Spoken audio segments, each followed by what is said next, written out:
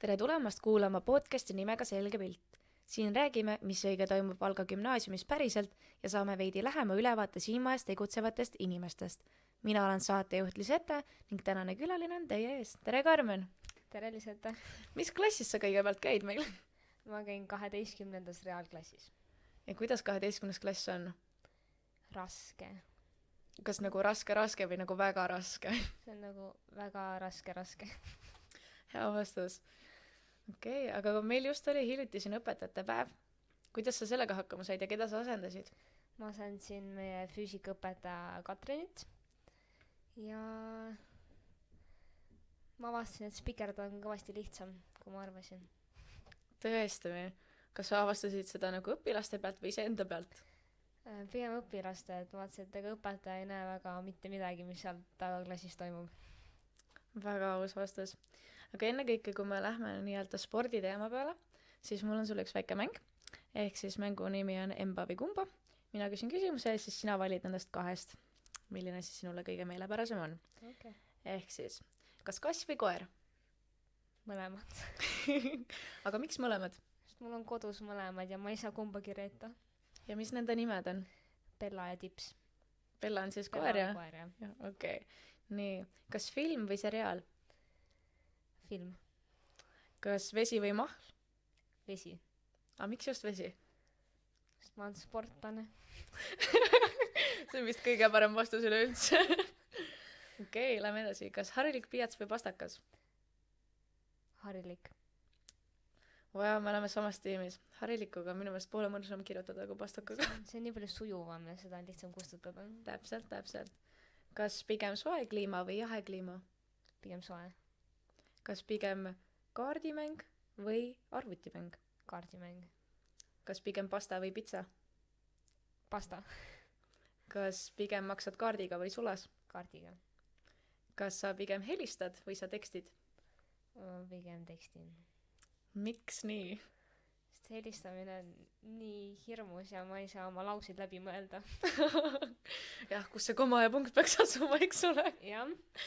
Jaa. Okei. Vähemalt nüüd me teame sinust nii mõndagi ja saame edasi liikuda. Aga enne kõike veel üks küsimus, et kuidas peaks välja nägema retsimine? Kas teil on mingit siseinfot jagada natukene? Ma tean, et meil oli just koosolek selles osas, kus mind ei olnud. Nii et mul pole õrna aimugi, mis retsimisel saama hakkab, aga ma arvan, et see tuleb fun. Ja kuidas te seast üldse rebasid valite või see on saladus? Rebased saime, ma arvan, et see ei ole saladus, ma ei tea, aga me saime ise valida, tulla huvijuhi kabinetti ja ise võtta endale rebase. No vähemalt see aasta on siis niimoodi. Aga nüüd lähme sporditeema juurde. Millega sa üldse tegeled? Tegelen kergejõustikuga, täpsemalt siis keskmaa jooksuga. Kas kergejõustikul on siis nagu päris mitmed alad, on ju? Ja. Kuhu sa saad nii-öelda minna, tegeleda sellega rohkem? Nagu, mis on need alad, millega sa ise võib-olla ei tegele?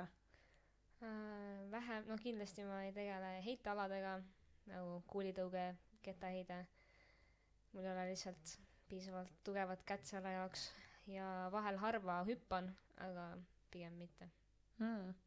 Aga kust see spordipisik üldse sinusse tuli? Ma olen kasvanud üles siis ajal, kus nutitelefonid ei olnud nii populaarsed, neid ei olnud saada. Nii et ma olin hästi palju väljas, liikusin palju, jooksin ringi ja läksin juba tegelikult hästi varakult oma esimesse trenni, nii et võib-olla siis sealt jäi külge. Äge. Minu meelest, kui ma mäletan, sa vist käisid isegi mingi tuletõrjetrenn või midagi sellist oli. Kas see võis olla see tõuge, et minna edasi kergejõustikuga tegelema? Kindlasti, sest seal ma juba hakkasin rohkem jooksma, teadsin, mida võib-olla sport endast kujutab, tekkis siuke rutiin ja kui ma kergejõustikusse läksin, siis ma juba väga paljusid asju oskasin ja teadsin ja oli lihtsam. Okei. Aga kas oli ka keegi veel sinuga seal tuletõrjetrennis, kes on ka tänaseni läinud edasi sinna kergejõustiku alale? Pigem ei ole. Seal olid hästi palju, kes võib-olla Valgas isegi ei ela, nii et ma ei ole päris kursis, millega nemad tegelevad, aga kergejõustiku peal üle ei ole läinud. Nii et sa oled ainuke enda seltskonnas sealt. Jah. hoia lipp kõrgel siis. Okei. Aga kas sul üldse vaba aega on? Vähe, väga vähe. Aga mis sa teed selle vaba aega siis? Trenni teen. Aga muidu ongi, lähen koolist otse trenni, trennist koju, õpin ja lähen magama. Aga kas on nagu raske ka see, et vaba aega on vähe, sa käid koolis, sa tead, et sul on hästi-hästi palju õppida ja siis sa tead, et sul on veel trenni vaja minna ja nagu sa tead, et sul on äkki võistlused ka veel tulemas, kas see nagu on hästi-hästi pingeline periood või kuidas sa nagu saad hakkama sellega? Ja see täiesti oleneb perioodist ja aga pigem ma olen ka tundnud, et see õppeaasta on alganud üsna pingeliselt, et nii palju on teha ja vaja jõuda igale poole. Et pigem on raske. Aga kes on üldse sinu eeskujud üleüldse nagu elus?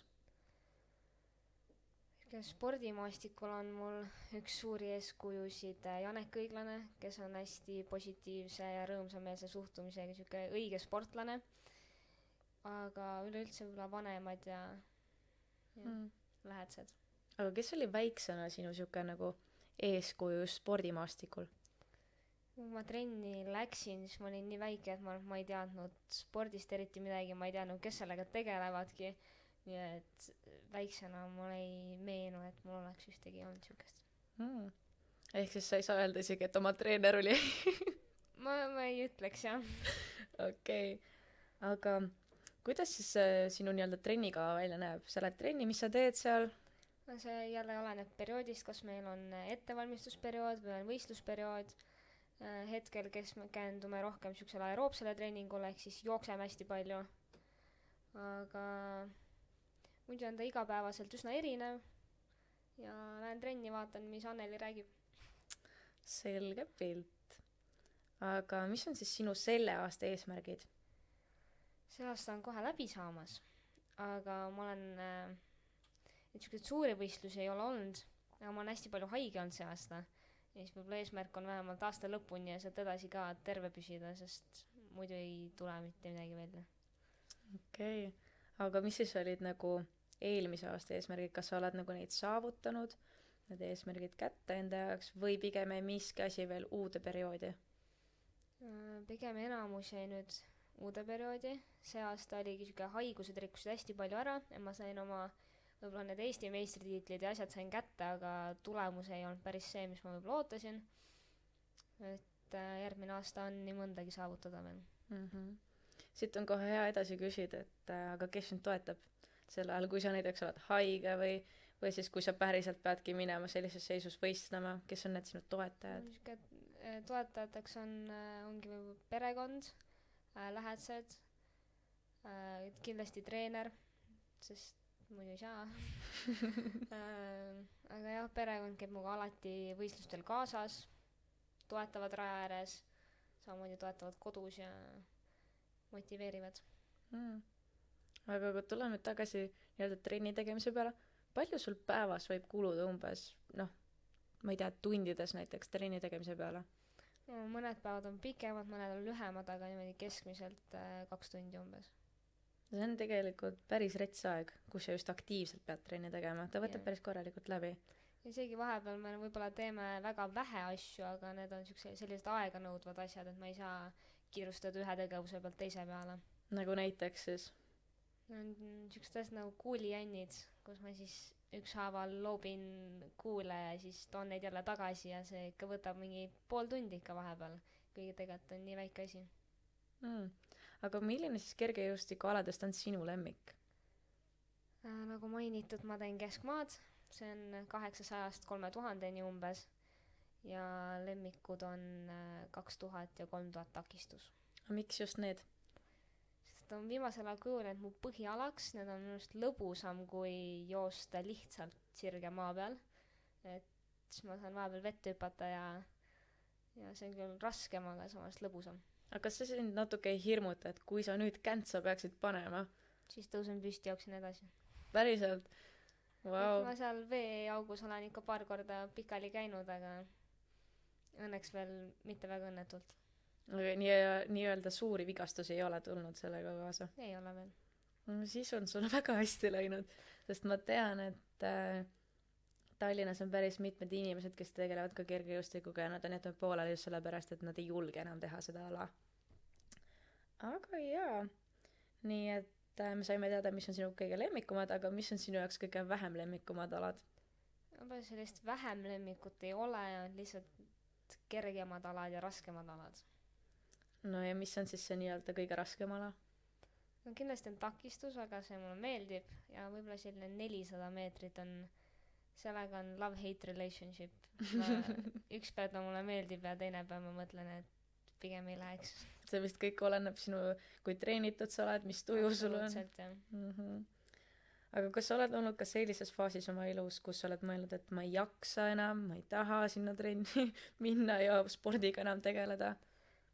Sellist faasi, kus ma enam tegeleda ei tahaks, pigem ei ole olnud, aga kindlasti on olnud päevi, kus ma mõtlengi, et ma ei jõua minna, ma ei taha minna, ma ei viitsi minna, aga siis ma ikkagi lõpuks sunnin ennast ja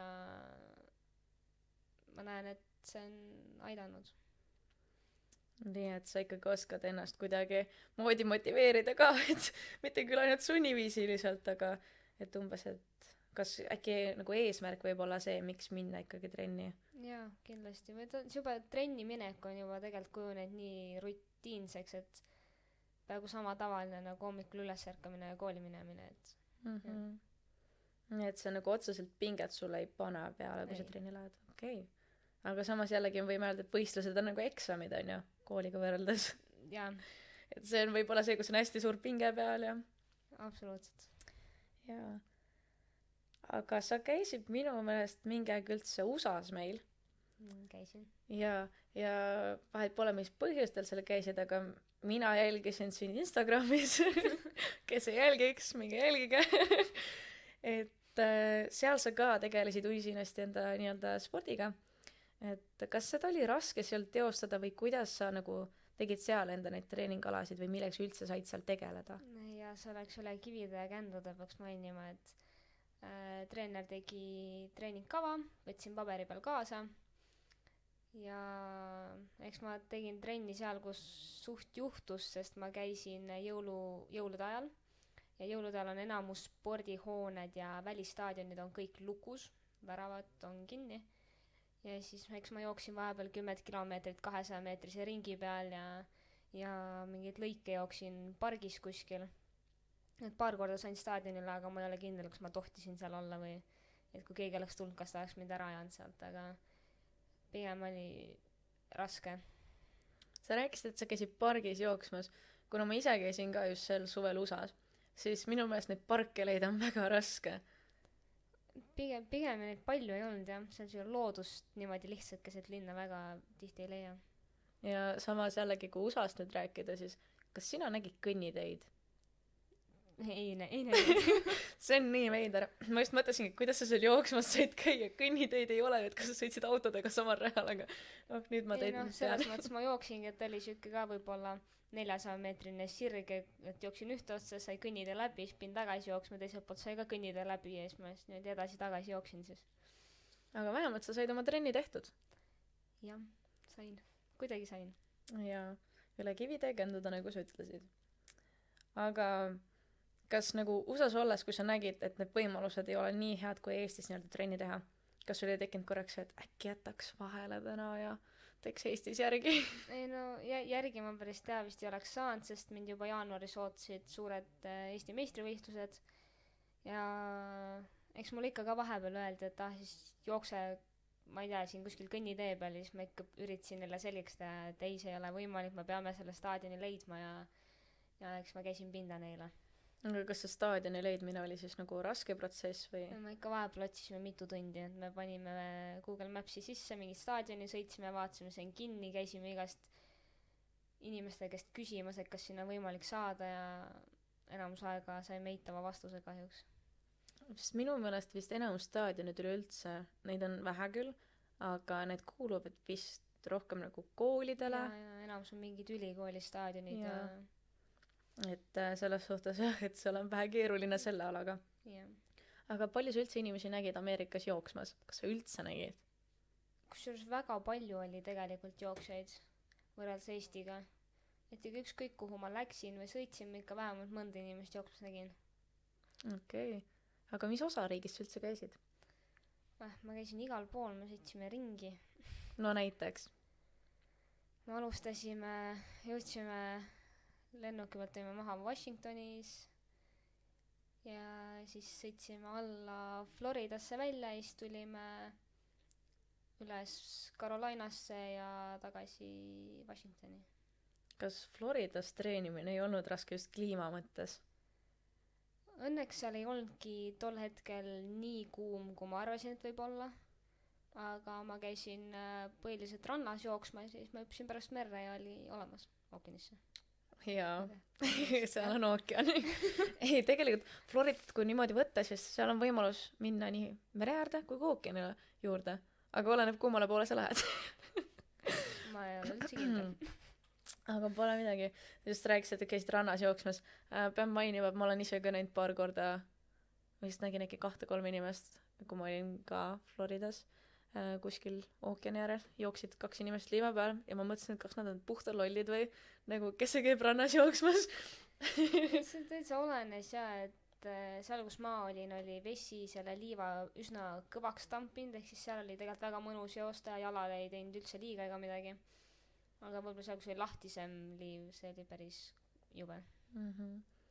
Aga kui me nüüd räägime jooksmisest, siis jooksmise jaoks on vist vaja eraldi täitsa jalanõusid või on nagu alade järgi vaja vaadata, et mis jalanõu, kui oluline roll nendel jalanõudel ikkagi on? Neil on ikka üsna oluline roll, et mul on ka päris mitu paari jooksualanõusid, mis on ühed on staadionil jooksmiseks ja teised on asfaldil jooksmiseks, et asfalt põrutab jalga kõvasti rohkem ja siis see eeldab, et mu tossudel peaks olema kõvasti paksem ja pehmem tald. Aga kas mingid tossud on ka sellised, kus peaksid näiteks mingid naelad või midagi olema all? Need on ja võistlusnaelikud siis staadionil jooksmiseks. Aga on ka maastikunaelad, neid mul ei ole. Aga võiksid olla. Aga võiksid olla. Nii et kui keegi tahab Karmenile kingitust teha jõuludeks, siis võtke nipet-näpet siit kinni. Jaa. Aga tuleme nüüd võistluste juurde tagasi. Ehk siis, kui sa oled võistlema, siis milline näeb välja sinu nii-öelda võistluspäev? Ma ärkan hommikul üles, söön, aga mitte väga palju, sest ma olen hommikul tavaliselt üsna närvis ja vesigi ei lähe alla, rääkimata toidust siis. Aga siis üritan hästi vähe liikuda, enamusega istuda, lõdvestada ennast. Siis võistluspaika ma lähen umbes paar tundi varem kohale, et siis harjud selle keskkonna ja meluga veidi. Siis ma hakkan jooksuks valmistuma niimoodi 45 minutit enne starti umbes. Siis lähen jooksen ära ja edasine päev läheb nagu ikka edasi. Sa rääkisid, et hommikuti ei lähe söök alla. Ehk siis, kas mitte, või mina olen kuulnud seda, et kui sportlastel tuleb see nii-öelda võistlusperiood, siis nad söövad igasugust pahna sisse. Kas see vastab tõele? No tavaliselt võistlusperioodi tuleb hästi palju süsivesikuid sisse süüa, et ikkagi jõudu koguda, nii et tavaliselt need süsivesikute rikkad toidud pigem ei ole alati liiga tervislikumad. Nii et selles suhtes me saame kinnitada, et ikkagi enamjaolt, kui võistlused on hakanud lähenemas, et näha sportlast näiteks kuskil purksiputkas pole ime. Ei ole. Okei. Aga mis on sinu meelest see kõige tavalisem rämpstoit, mida sa siis enne võistlusi nii-öelda sööd? No ma ei tea, kas see rämpstoit ei ole, aga tavaliselt igast pastatooteid söön sisse. Ja ega ma nagu väga tagasi ei hoia ennast, et kui mul ikka isu on ja sisse läheb, siis ma ikka söön. Aga kas ka magusad sööd niimoodi või pigem magusad hoiad piirangu all? Ka võistluspäeval ma pigem ei söö väga magusad, sest lihtsalt ei ole isu, aga muidu ma olen suur magusa sõber, jah. Mis on siis sinu lemmikmaiustus? Võib-olla, ma ei tea, šokolaad. Mis šokolaad? Siuke tavaline piimašokolaad. No, nagu ikka väikeste laste lemmik. Suurte laste lemmik ka. Aga kui sa käid võistlustel, kas sa tihtipeale oled pigem rahul enda tulemustega või sa ikkagi mõtled, et see ei olnud päris nii hea, et võiks ikkagi paremini? No see ilmselt tuleneb tulemusest, et kui ma olen jooksnud Eesti rekordi, siis mis mul nii väga nuriseda on, aga vahepeal, kui näiteks jääb hästi natukene mingist heast ajast puudu, siis mõtlen küll, et ai, kui ma oleks seal natukene kiiremini jooksnud või kui ma oleks lõpus natukene veel jaksanud, et siis eks ma ikka tihti mõtlen niimoodi peale jooksega. aga sellist nagu süüdistavat mõtteviisi pole tulnud, et miks ma ei teinud nii, et see on ju halb või midagi sellist ei ole olnud? Pigem eriti ei ole, jah.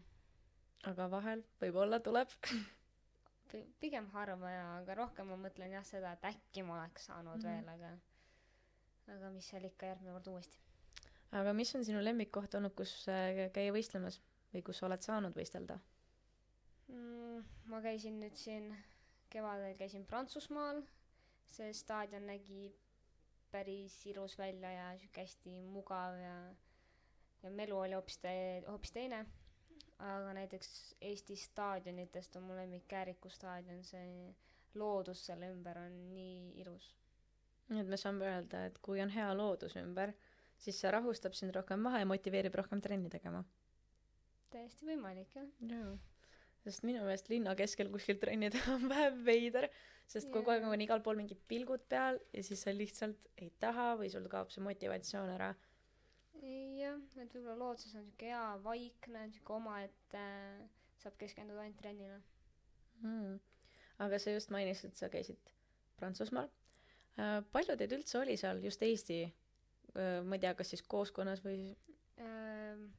Meid oli iga alaga kokku oli täpselt 100. Täpselt 100 inimest.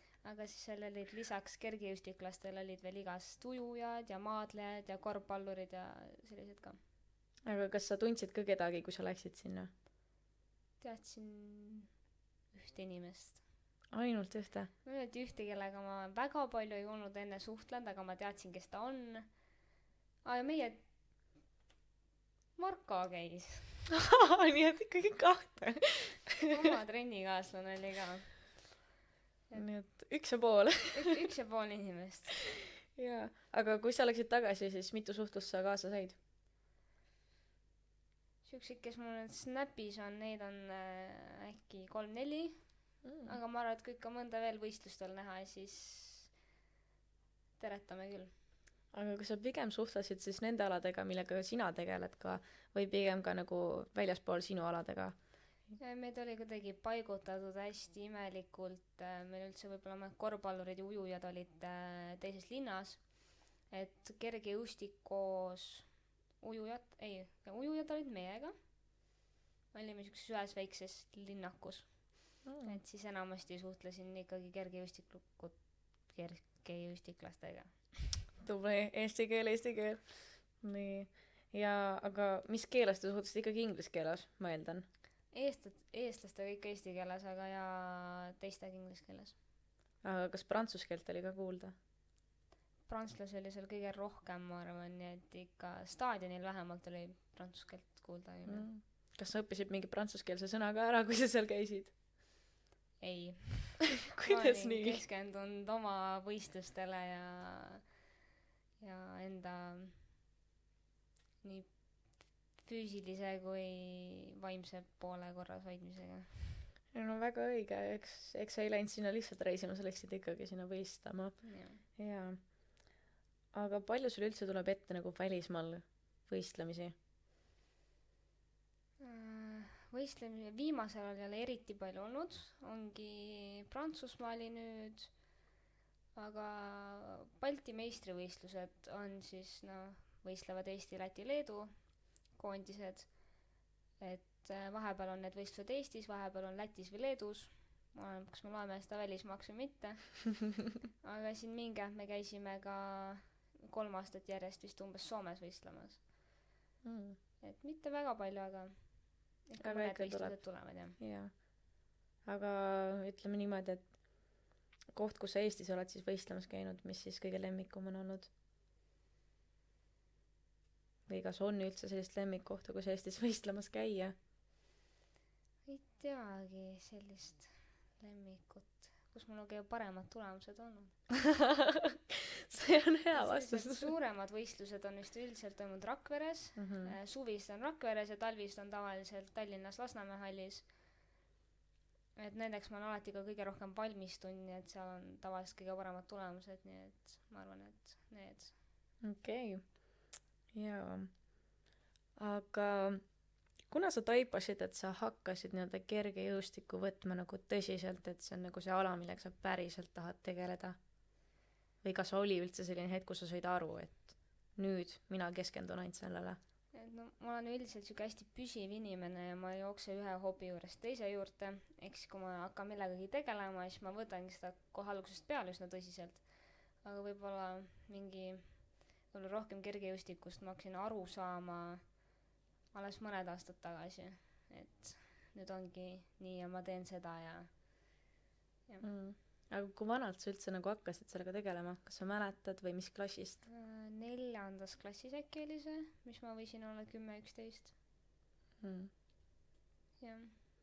okei, aga sa käid vist, noh, mina ei tea, kuidas teie käite, minu jaoks on täiesti võõras maailm, mina teen rohkem tantsumaailmast rohkem, aga ilmselt te käite ikkagi mingi grupiga koos teatud ajad trenni tegemas või pigem teil on kõigile eraldi treeningud? Nüüd suvel olid meil rohkem sellised kindlad kellaajad, et sest enamus olid siis vabad ja kui öeldi, et kell 12 tuleme trenni, siis tulid kõik 12 trenni, aga nüüd kooli ajal meil lõpevad üsna erinevatel aegadel tunnid ja üldiselt lähevad kõik peale kooli. Aga kas pigem teha siis seltskonnaga trenni või iseseisvalt? Ma arvan, et see oleneb täiesti päevast, et vahepeal ma väga naudin üksinda trenni tegemist, aga samas mulle ka väga meeldib niimoodi 2-3 teha. Aga kas on ka oluline, mis seltskond sinuga trenni teeb? Kindlasti ma arvan, et kui seltskond on ka niimoodi hästi motiveeritud ja tahavad teha, siis on palju lihtsam kui nendega, kes lihtsalt on tulnud, sest tema käseb. Ehk siis te nagu toetate teineteist sellega, et kui mina lähen trenni, siis mul on endal julgem ja on ka teistel julgem. Võib ka nii öelda, jah. No see on hea. Aga kas teil on juhtunud, et te lähete trenni ja siis kellelgi näiteks mingi tüli majas ja te lihtsalt nagu tahate sealt ära põgeneda või pigem selliseid juhtumeid on väga harva? Pigem on harva olnud, et ei tule ühtegi sellist ette. No siis on hästi teil. Aga kuidas teil üleüldse motivatsiooniga on? Kas kui te lähete trenni ja te olete kõik koos, kui kellelgi ei ole näiteks motivatsiooni täna trenni teha, siis kuidas te nagu läheneksite sellele? Pigem ikka üritamegi nagu selgitada, et miks me seda teeme, mis meie eesmärgid on, et ja toetame üksteist hästi palju. Aga kas sa mäletad, kuidas just need kergejõustikualad, millega sa praegu tegeled ja häid tulemusi saavutad, kuidas need välja kujunesid sinu jaoks? Või oli see, et treener ütles, et sa oled seal hea, davai, sinna sa lähed? Või oli pigem see rohkem sinu otsus? Nagu kui ma trenni tulin, siis ma alustasin tuletõrjespordiga 5-aastaselt, kus ma juba hakkasin hästi palju jooksma ja liikuma, aga siis kergejõustikus ka, miks ma üldse sinna sattusin, oli see, et Anneli oli mu kehalise kasvatuse õpetaja 2. klassis ja siis ma jäin talle alles seal silma. Ja võib-olla just sellepärast oligi, et ta vaatas, et jah, see neiu jookseb. Ja et mul alati siuke jooksusamm on päris ilus, võhma on olnud ja see oli kuidagi hästi siuke sujuv üleminek, et alguses ma ikka tegin kõike, proovisin erinevaid alasid, aga see, et ma hakkasin lihtsalt tegema üha rohkem jooksutrenni järjest. Jaa, aga mis on siis see sinu edusaladus, et nii häid tulemusi saavutada? Eks ma kunagi siuke imelaps ei ole olnud, et kõik on olnud ränk töö, vaev, pisarad ja kindlasti suur tahe. Et jah, midagi nagu lihtsalt sülle ei ole kukkunud. Aga kui näiteks mina siin 17-aastane plika onju, mõtleb, et mul on väga suur tahe minna nüüd näiteks olümpiale, siis kui tõenäoline oleks, et ma hakkan nüüd treenima ja päriselt jõuaks olümpiale? Ma arvan, et see on täiesti nii, et üldse ei pea alustama mingi 5-aastaselt, 10-aastaselt, et see on täiesti okei minna trenni 17-aastaselt, 18-aastaselt ja hakata tegema. Ehk siis me võime julgustada ka teisi, et kui neil on olnud näiteks väiksena mingi unistus, ma tahaks olla näiteks jooksja sellel alal, et nagu, et me ei pea ütlema, sorry, su vanus on kukkunud, on ju?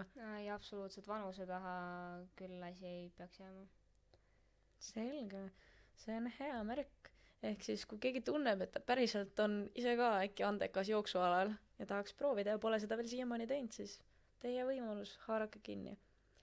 Nii, aga kellena sa üldse väiksena tahtsid saada või kelleks? Juba lasteaias oli mu unistus saada kunagi loomaarstiks ja see oli mul, ma arvan, niimoodi umbes põhikooli lõpuni. Aga nagu mul on loomad hästi südamelähedased alati olnud ja siis ma nüüd millalgi avastasin, et ma vist ei suudaks näha neid loomi kannatamas ja piinlemas. Nii et selle mõtte ma olen üsna maha matnud. Aga kindlasti tahaks ikkagi minna õppima arstiteaduskonda ja hetkel on silmapiiril see spordimeditsiin.